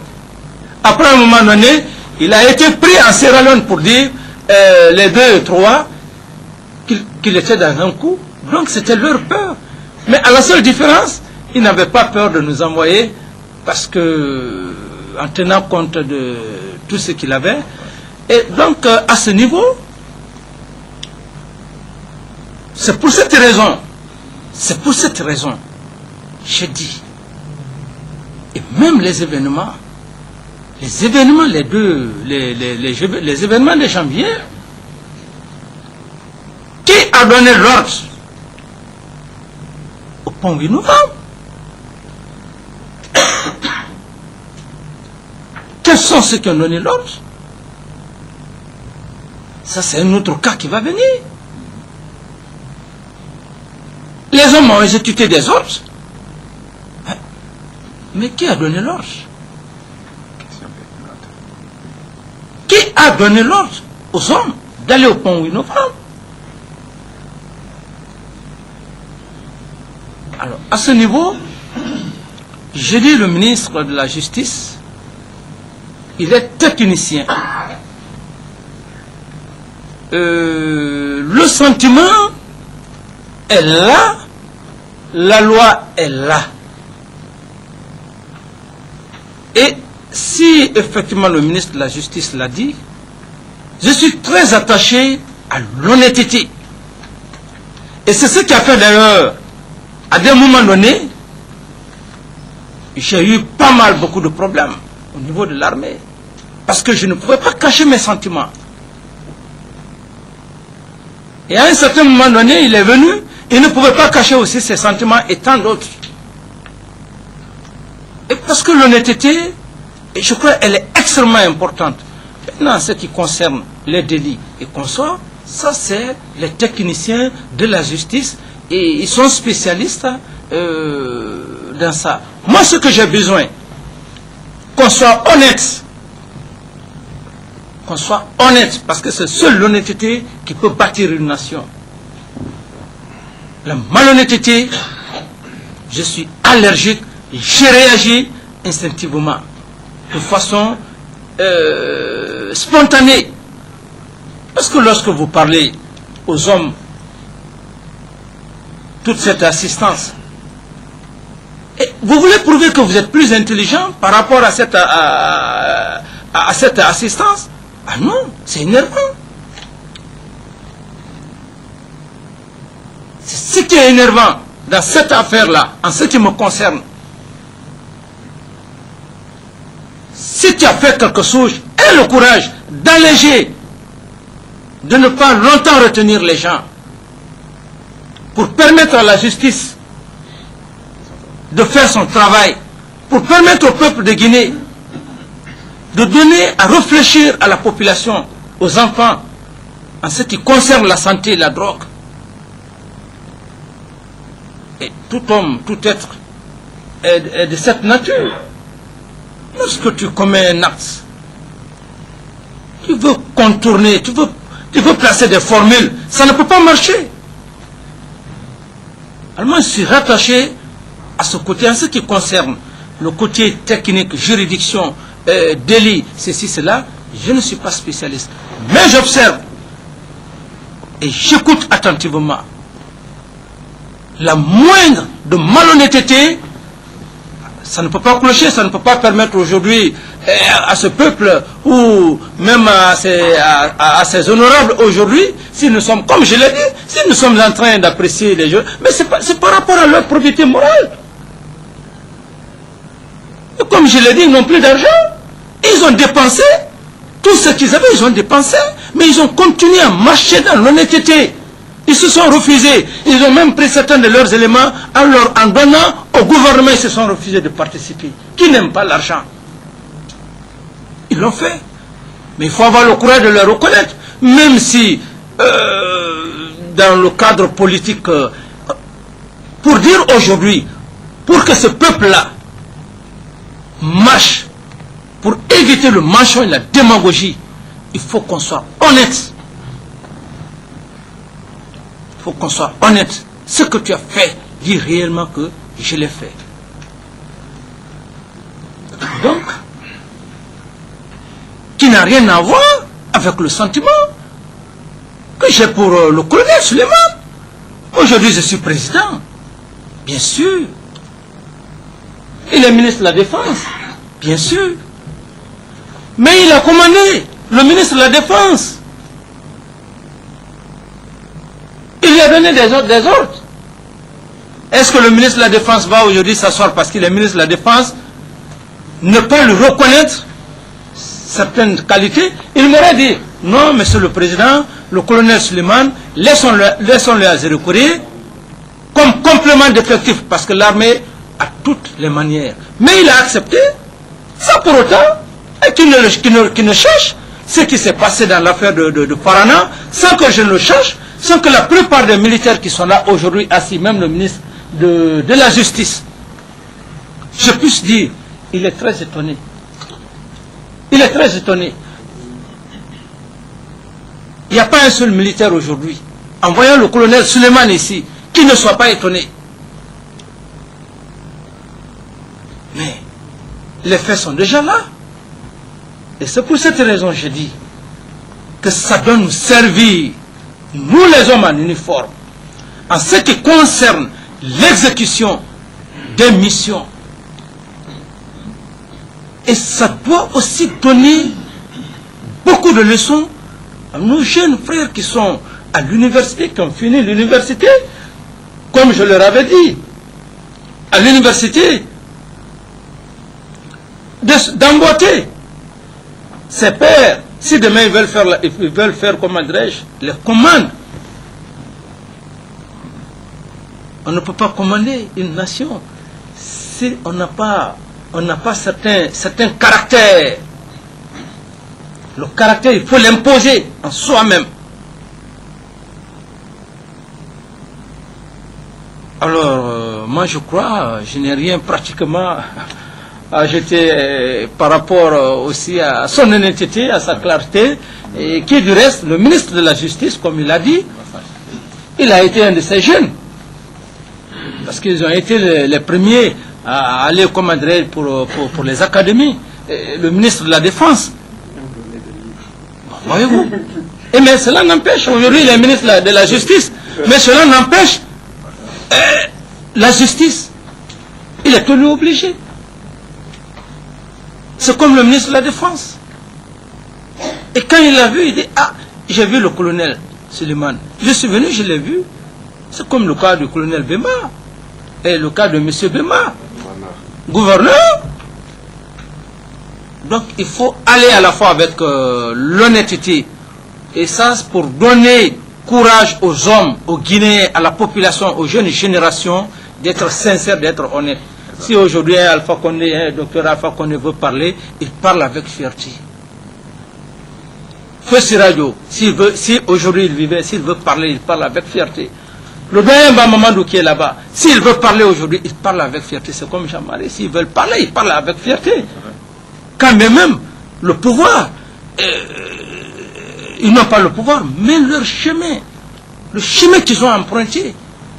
Et nous sommes dans cette optique, l'honnêteté pour servir cette nation. On ne peut pas construire une nation lorsqu'on est malhonnête. C'est exclu. Donc, l'honnêteté avant tout. Au-delà de ça, les techniciens sont là et ils appliqueront la loi.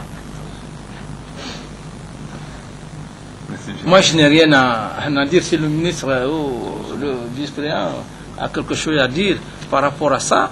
On ne peut pas dire plus. Voilà. C'est bon. La leçon est claire. La troisième personne, c'est le lieutenant-colonel Jean Onivogui.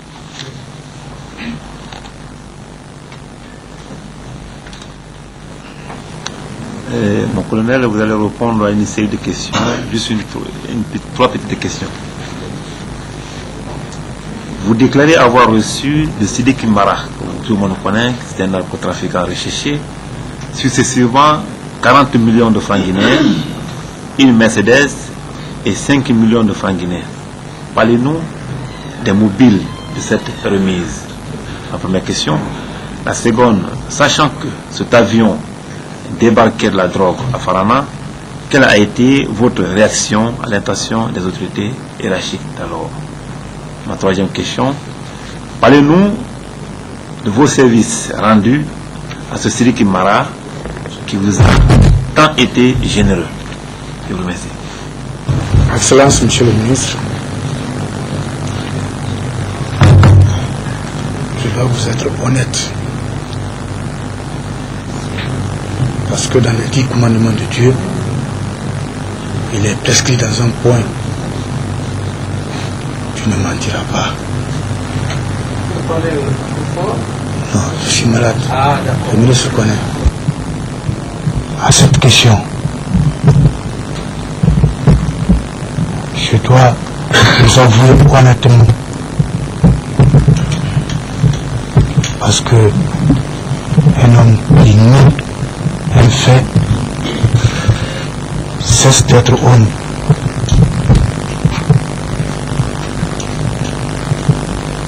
Excellence, Monsieur le Président, chef de l'État, Président de la République, Président du CNDD, commandant chef de forces armées, l'a su bien dire. Il faut être honnête. Et moi, je suis un homme honnête. À cette question, franchement, sans tourner autour du pot, je m'en vais vous répondre que j'ai mal fait. Il faut être clair. La réponse que je peux vous dire, je peux vous donner.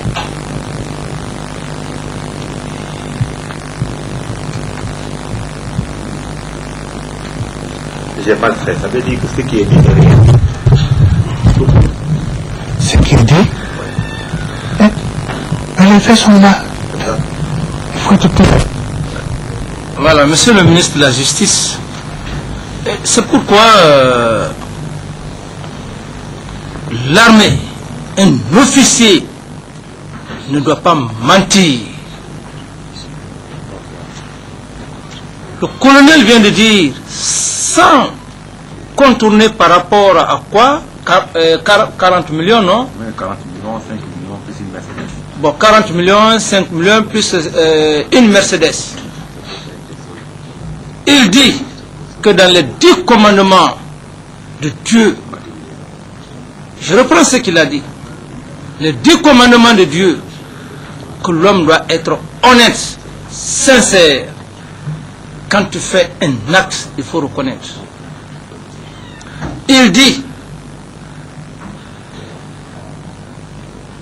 qu'il a mal fait. Le ministre lui a posé la question de savoir, ça veut dire que vous reconnaissez. Il dit mais les faits sont là, les faits sont clairs, qu'il a mal fait. Donc moi, je n'ai rien à dire, ou bien si quelqu'un d'autre a un mot à dire. Voilà, donc, Monsieur le ministre de la Justice, voilà. Merci mon colonel. Voilà. Vous pouvez vous asseoir.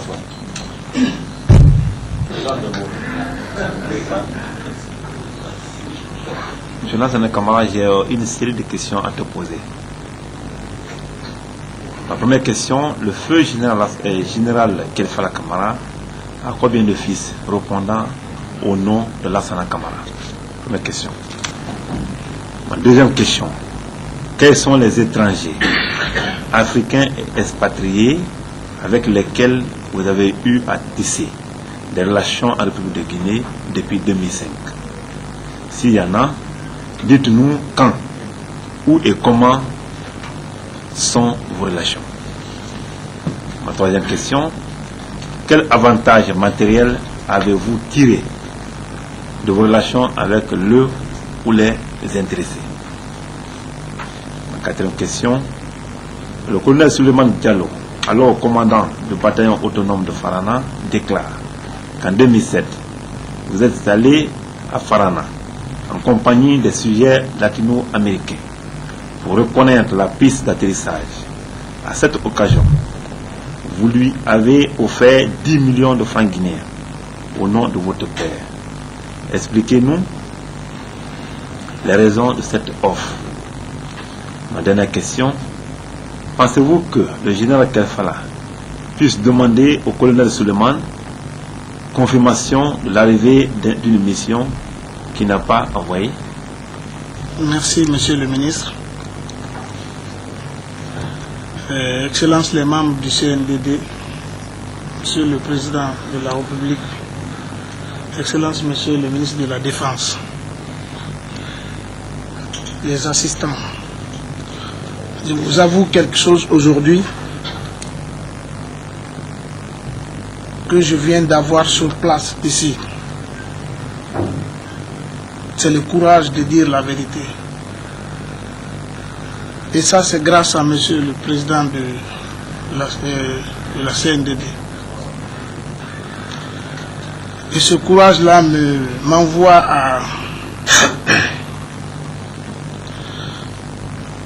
à dire ce qui concerne mon père, le général Kefala Camara, paix à son âme. Je crois que beaucoup de vous le connaissent et savent ce qu'il a fait pour ce pays. Et ce qui concerne son implication dans l'affaire de drogue, je crois que je n'aurai pas beaucoup à vous dire, car monsieur le président lui-même, lors d'une de ses interventions ici avec le colonel Tigan, a éclairci un peu sur lui et ce qui concerne sa personne. Et quand je vous disais tout à l'heure que j'ai eu le courage, à travers monsieur le président, de dire la vérité, c'est que j'avais eu peur avec monsieur le ministre tout à l'heure là-bas,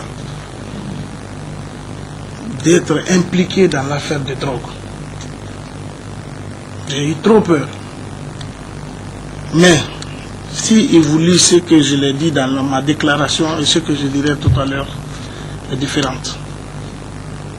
Effectivement, j'ai été voir monsieur le colonel Suleiman. C'était un jour quand on m'appelle au camp Samori pour me dire que j'ai reçu, mon papa m'appelle, dit j'ai reçu une mission de la présidence, des blancs qui sont en bas. Il dit Naminde, je dis je suis à la maison, il dit viens tu les accompagnes, comme tu parles l'espagnol.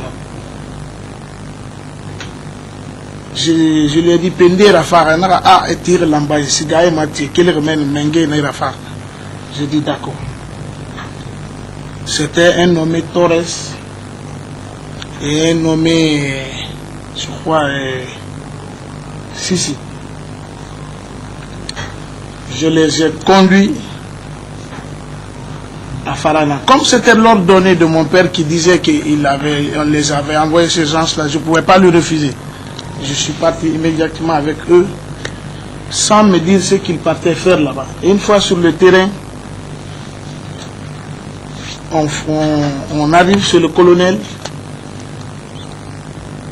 Ils me disent c'est son cadeau ça. Moi je ne savais pas que c'est 10 millions que vous avez reçus. Moi j'ai pris le caoutchouc, je vous ai remis. Vous m'avez dit merci, ce jour-là vous étiez malade.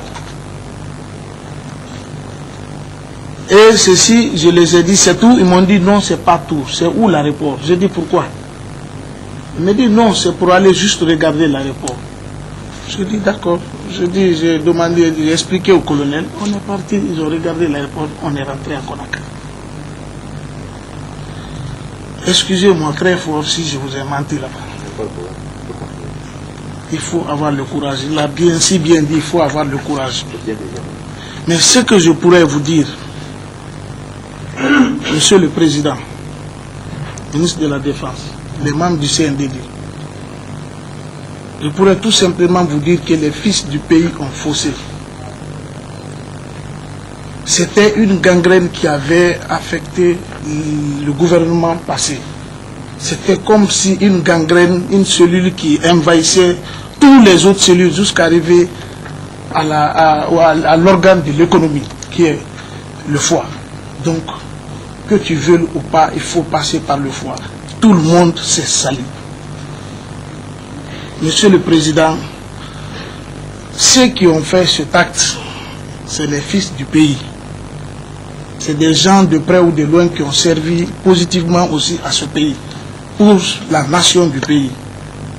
Pardonne-nous, Monsieur le Président. Évitons l'idée de vengeance. Donnons-nous la main, réconcilions-nous, Monsieur le Président, réconcilions-nous.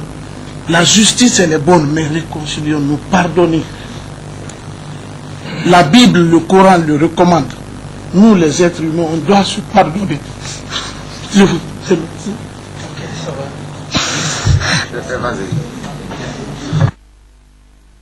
C'est si honnête et lorsqu'il dit c'était de la gangrène, ça avait effectivement touché le chemin.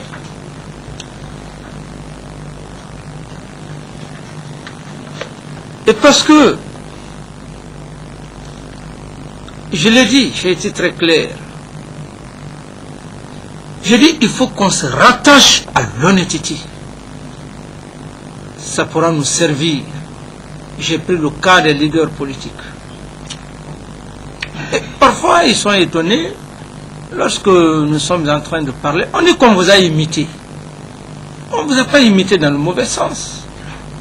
Et donc, nous devrons léguer ce message aux nouvelles générations. Il a été clair, sans détour.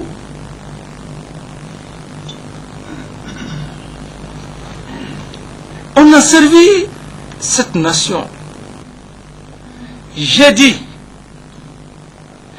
devant la communauté internationale, j'ai dit l'arme que nous avions, l'arme que les hommes détiennent, le soldat, c'est l'homme le plus réfléchi. Tu ne peux pas tromper le soldat lorsque tu es malhonnête. Le soldat peut te laisser, mais il ne te portera jamais confiance. Il va t'attendre au tournant. Comme il vient de le dire, je n'ai pas manqué, nous n'avons pas manqué de reconnaître aujourd'hui nos colonels, nos chefs militaires, leurs qualités. Et je crois que c'est ce qui a germé, et comme il vient de le dire, parce qu'il sait que nous n'avons pas trompé leur père. On a servi leur père dans l'honnêteté, avions servi l'armée, la troupe dans l'honnêteté. Et le peuple de Guinée, on a évité. Et c'est pourquoi je n'avais pas manqué de dire à Tidiane, qui pouvait t'attaquer ici? Aujourd'hui, vous êtes en train de parler, de dire que j'ai pris un colis, j'ai remis au général Kerfala. Mais foutez le camp. Même le général Kerfala avait peur de vous, Tidiane. Même le général Kerfala, il n'y avait pas un général, un chef militaire qui n'avait pas peur des éléments de la présidence. Et c'est pourquoi, dans la suite, il est venu à mon bureau. Le jour où il devrait faire passation de service avec le capitaine David Souma, il m'a dit, mon président, c'est bien vrai, je ne pouvais pas envoyer le colis, me retourner. Après ça, il y a eu conseil de ministre pour cette affaire. J'ai dit ok. Il dit c'est pour vous dire que ce peuple, ils étaient là, on observait.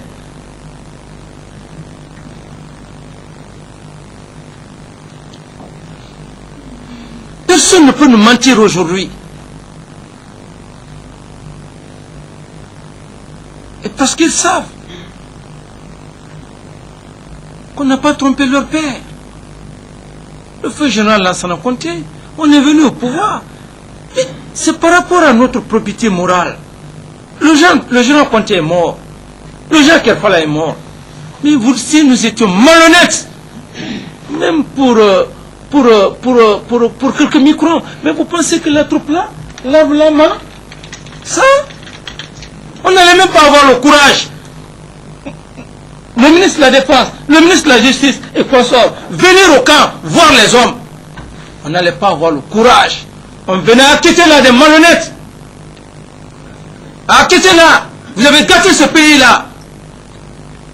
Vous avez fait des malversations de drogue, de ceci, de cela. On n'allait même pas avoir le courage.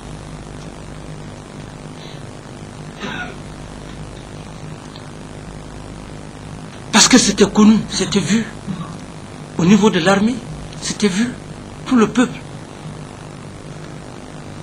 Et c'est pour cette raison que j'ai dit, fils du président Conté, quand nous avons servi son père, on a obéi aux ordres militaires. Mais avec la plus grande sérénité. Le caractère, il est extrêmement important. Il y a des réactions, il y a des comportements. Lorsqu'un homme a, ça t'évite de beaucoup de choses. Lui, son père m'a défendu. C'est pourquoi, s'il pleure, il a raison de pleurer. La première grève, chacun de nous a été menacé de mort ici. Par nos propres collègues. Par nos propres collègues. Qui sont là encore, qui vivent avec nous. Et parce qu'il fallait préparer la succession. D'une manière ou d'une autre. Il fallait donc éliminer certains éléments pour avoir la main libre. Mais Dieu ne l'a pas accepté.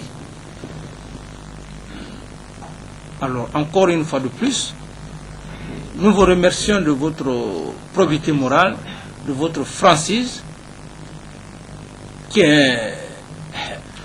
C'est un neveu. Sa mère est comment? Mais quand il m'a vu, il était tenu obligé, comme il l'a dit. Quand il avait le ministre de la Défense, les autres, ils ne pouvaient pas. Et donc, moi je crois, ce qui est important, c'est la vérité, l'honnêteté pour faire avancer la nation. Pour ajouter un mot à l'attention de M. Camara pour le remercier, pour le courage qu'il a eu. Parce que là, c'est un courage que de reconnaître ce qu'on a fait de mauvais. Il a dit. Il a dit, ça c'est le premier pas. Deuxième pas, il a demandé pardon au peuple de Guinée. C'est important ça.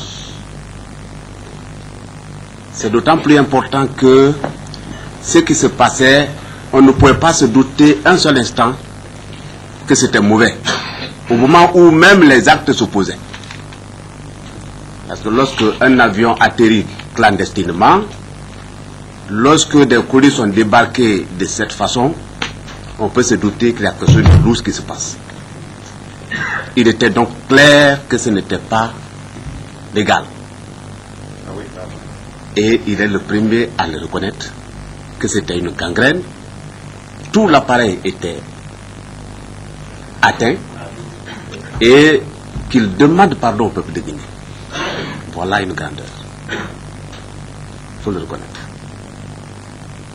Parce qu'après, lorsqu'on a reçu des avantages indus, on peut se douter un seul instant qu'il y a quelque chose derrière tout ça. Parce que il y a la réflexion de la nuit après un acte posé, qu'on se dise, mais tiens, ça signifie quoi?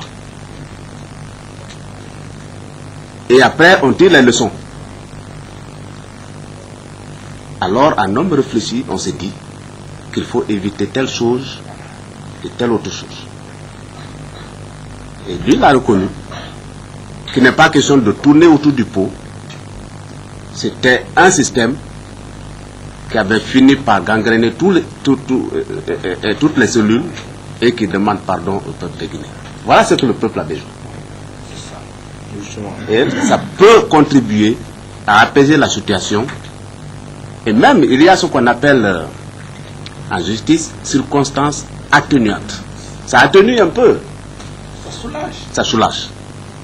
Nous allons passer à la dernière personne qui est le commandant Aboubakar Baba Bangoura, chef radar aéroport Farana.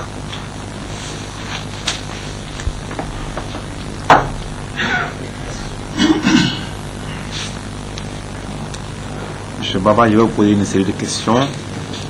En première question, moi je pense qu'avec vous, la dernière personne va répondre question par question. Et ma première question donc est que, à votre qualité d'officier supérieur, chef radar à l'aéroport de Farana, que savez-vous des atterrissages des avions fantômes qui ont débarqué à drogue à Farana? Première question. Vous répondez au fil du temps. Excellence, Monsieur le Président, membre du CNDD. En ce qui concerne les avions fantômes,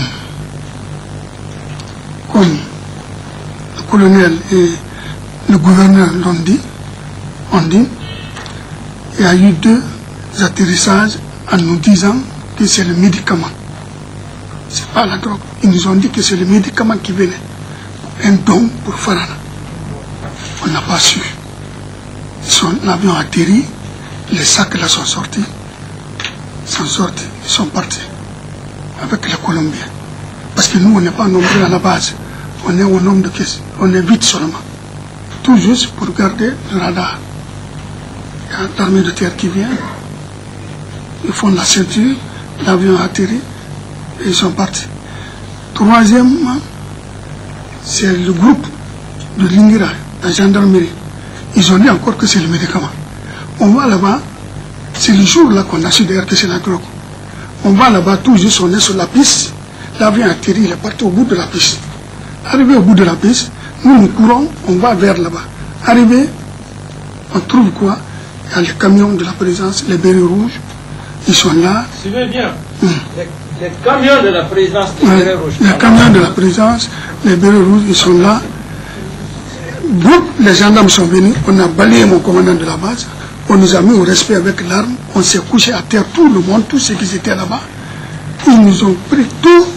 Là, il y avait une femme là-bas, ils ont pris les cellulaires des Colombiens là, l'argent qu'ils avaient sur eux, tout et tout. Ils ont pris la route sur Conakry. Nous, on nous a abandonnés là-bas. On n'a fait que tirer l'avion, emmener sur le parking. Conakry était au courant. On est resté dans ça, pouf, c'est Jacques qui téléphone. D'abord, l'équipage a été laissé à partir de Mam. Jacques téléphone de laisser l'avion partir. L'avion a décollé à 1h du matin. Ils sont partis. La piste d'atterrissage a été nettoyée par le gouverneur. Il a dit, il a reconnu. Ça a été nettoyé par le gouverneur, balayé complètement en disant qu'il y a un don de médicaments qui doit venir dans un avion. Donc ils ont nettoyé là-bas, ils ont fait ça. Tout ça, nous, en tant qu'aviateurs, on n'a pas été avertis, on n'était pas au courant. Sauf lorsque le jour que la gendarmerie est venue nous balayer sur la piste. La gendarmerie ou bien les bérets rouges? La gendarmerie qui nous a balayé l'Ingraï. Mais même avec les bérets rouges étaient sur place déjà. Donc Ningira était là-bas? Je ne l'ai pas, même s'il était là-bas, je ne le connaissais pas. Mais les gendarmes et les bérets rouges? Ils étaient là-bas. C'est eux qui ont balayé? C'est eux qui nous ont pris en otage. Oui, ils ont pris tout. Une mission commandée? Oui. Ils avaient l'ordre de mission du général. Et quel général? À Karfala. Ils avaient l'ordre de mission de Karfala. Ce sont eux qui nous ont balayés. Ils ont tout pris, on n'a pas touché ni rien, on n'a même pas vu. Et ils sont venus. Troisième question. Quelles sont les autorités civiles et militaires qui assistaient aux différents atterrissages ou débarquements de la drogue et bénéficiaient des avantages liés aux services rendus trafiquants de drogue? Quand tu es à vol là-bas, si ce n'est pas l'avion là qu'on a dit qu'il y a le médicament qui vient, les autorités ne viennent pas. L'avion, ça atterrit clandestinement, ça va au bout de piste, ça trouve que les éléments de Conakry ont quitté ici déjà, ils sont sur place. Ils attendent. Et on prend tout, ils s'en vont. On ne voit pas, on ne voit rien. Si par coup de chance, peut-être on vient brusquement, on les voit, mais on ne peut rien. On ne peut rien. Donc, si les dons maintenant que vous parlez là, par les choses là, les narcos là, lui, il ne vient pas en tant que trafiquant de narcos. C'est après, quand il vient à Farana, ça a trouvé par exemple les militaires se sont révoltés là-bas pour le problème de 1 million là. Le colonel était là-bas, ils ont cassé les magasins de riz, ils ont tout pris. Sirkiba est venu, il a donné 10 tonnes de riz aux militaires. Oui, il a donné 10 tonnes de riz aux militaires, il a donné quelque chose de 4 tonnes à la gendarmerie, à la marine, à l'aviation 3 tonnes, 3e compagnie, et ainsi il fait des cadeaux ainsi. Il vient à l'hôpital, il donne chaque malade 100 000 un sac de riz, il est reparti ainsi. C'est ainsi. Ouais. Mais lui, personnellement, quand il y a descente d'avion, il ne vient pas. Je ne le vois pas. Je ne le vois pas. Hein, parce qu'il a des patrons. Non, à part les 2 atterrissages pour le gouverneur, il y a eu encore 2 atterrissages, c'est fini. C'est en tout 4 à Farana. 4 fois. Ouais. Chaque fois qu'il y a l'atterrissage, c'est qu'il va malade et revient. Après, il fait les dons. Il fait les dons. À tout le monde, tout ce qui est de Farana, même la population, même les religieux, ils envoient même à la mosquée partout. Et personne ne s'intéressait. Qu'est-ce que ce monsieur-là fait? Non, même à la banque centrale, même à la banque centrale. Non, personne. Personne ne s'intéressait à ça. Et même vous. Moi, je ne les aime même pas. Ce monsieur-là travaille où?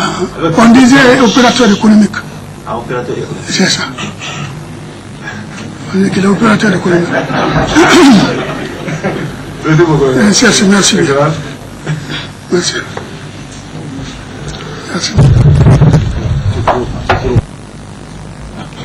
Le commandant a été très clair. Le reste, le ministre de la Justice va résoudre ça. C'est pour cette raison que nous avons dit tous ceux qui vont venir ici, s'ils veulent passer par la démagogie, le mensonge, ça ne pourra pas marcher. C'est là où on a des réactions spontanées. C'est vraiment, il y a eu, les choses sont vraiment claires. Moi, je crois que tous ceux qui sont concernés de près ou de loin, vraiment qu'ils soient clairs et qu'on puisse vraiment en finir une bonne fois. Donc, mon commandant, tu as largement compris. Largement compris. Les bérets rouges, c'est pourquoi souvent, quand je parle de la présidence, peut-être pour les gens, ils disent qu'il y a ça, il y a ça. Mais ce n'était plus une garde présidentielle. Franchement. Non. Tous les généraux avaient même peur à des simples adjudants-chefs.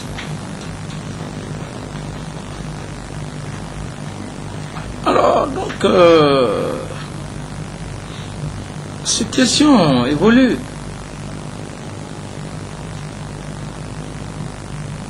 La situation évolue.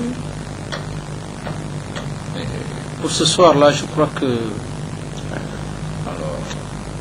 tout le monde vraiment est satisfait par la franchise, par l'honnêteté. Oui, parlons de nos frères. Vraiment, ils n'ont pas créé, ils ne nous ont pas fatigués.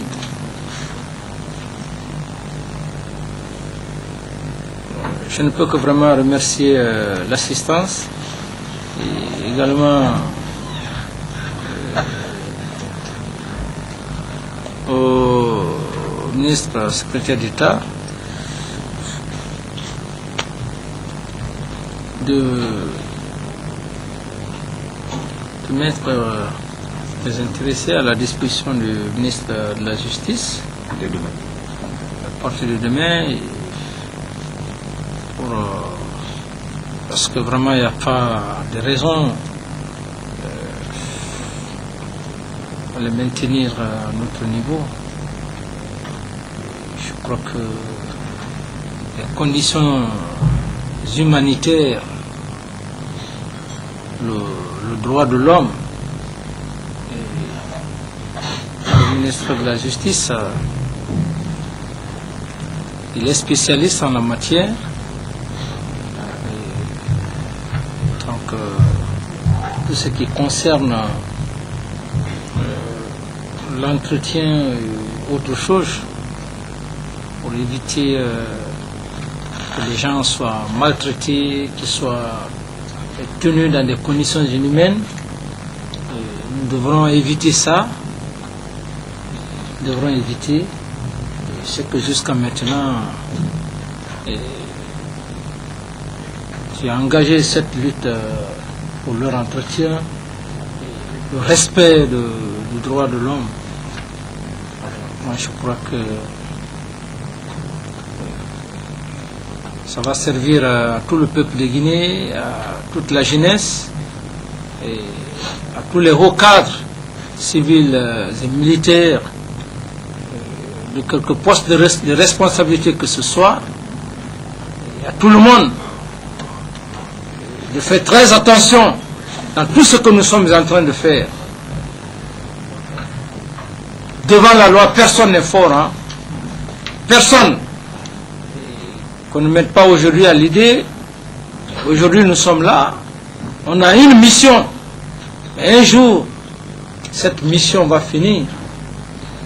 Alors que ça nous serve tous de leçon. Tous, à tous les Guinéens, de quelque niveau que ce soit.